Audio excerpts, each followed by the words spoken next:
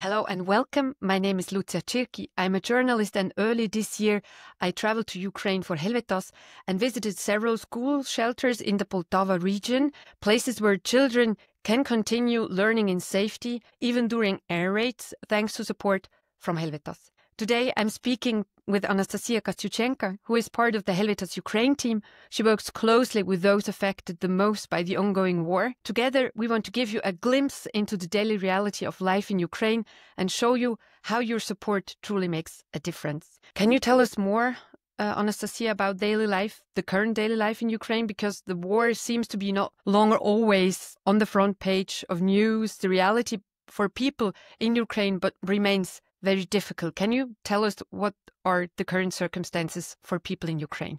Yeah, sure. Unfortunately, Russia continues to adapt and innovative in a fast pace. Despite ongoing international sanction, it has found the ways to quickly modernize their weapons, and as a result, is Ukraine now facing nearly daily massive combined missiles and drones attacks launched against the civilian population across the different cities. You mentioned the ongoing missile attacks by the Russian army on Ukraine. Can you tell us a little bit more in detail how families and especially children are still affected by these daily air attacks? In summer months, children are currently not in the school. The classes are not taking place now. But the shelters that Helvetas has equipped remain fully operational and continue to serve their broader communities during these air raids.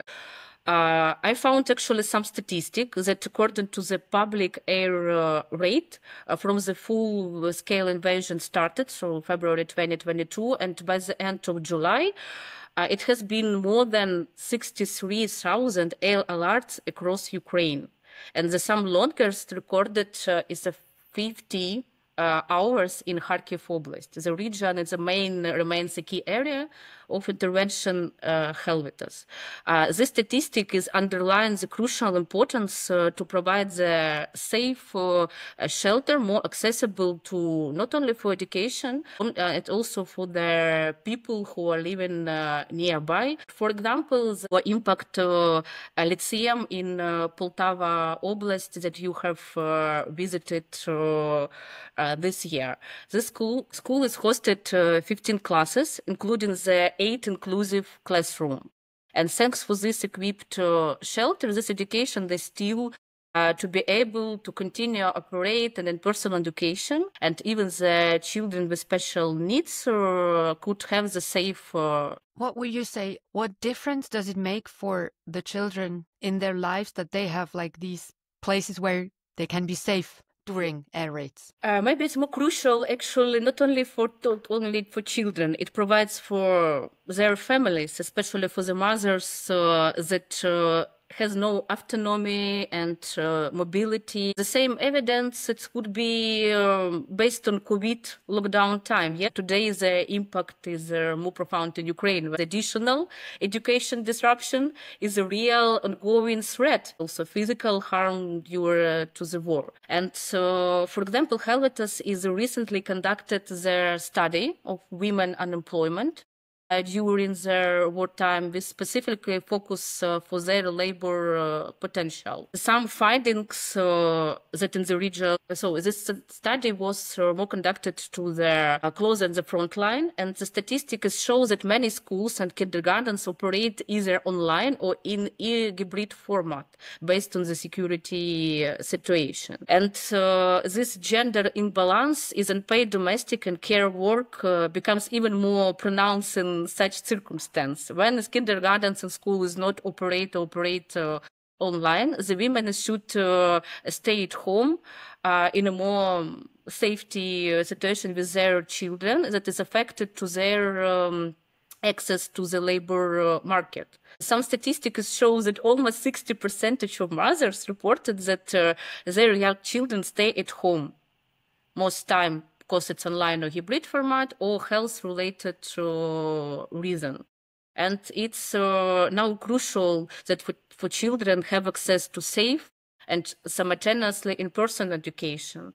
and not only enable their continuous learning, but also allows parents, particularly women, because they're staying at home with children, the opportunity to remain to workforce and access to the labor markets. That's why the Helvetas support the development safe learning environments based on the reconstruction of the shelter facilities and provide this education access and women's economic improvement during this wartime and even their after wartime. To summarize what you just described, the situation in Ukraine, is it correct to say so when Helvetas helps to build shelters in schools, Helvetas is directly also helping mothers so that they can go to work and they can be, active in the labor market and are not forced to stay at home because the children can go to school and so the mothers can go to work, if I summarize that correctly? Yeah, definitely, yes. So Helvetas is just a commitment to create safe learning environments,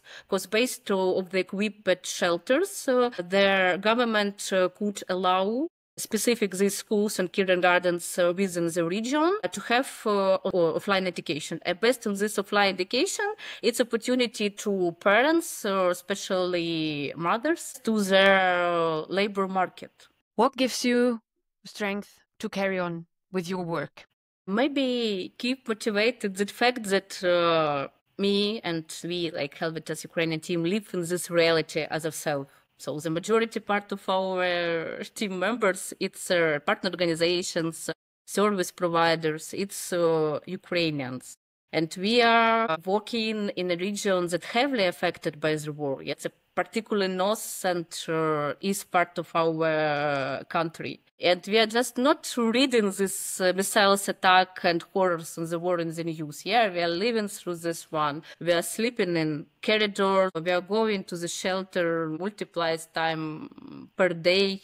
We even reacted to every loud noise, so even if we are out on country in some business trips. I am personally from Kharkiv, and Kharkiv region is the most priorities for now within different project. And I could be proud of this, that I'm a part of rebuild my region. Yeah, I'm a part to rebuild all Ukraine. We are deeply grateful for the support that helps us move in that direction and support all international partners, all Ukrainian partners to rebuild Ukraine and make our life is more sustainable. Thank you so much, Anastasia, for sharing your insights and your strength with me today. I hope this conversation shows how much your support means to Ukrainians, to Ukrainian families, to Ukrainian children. And I hope that people understand better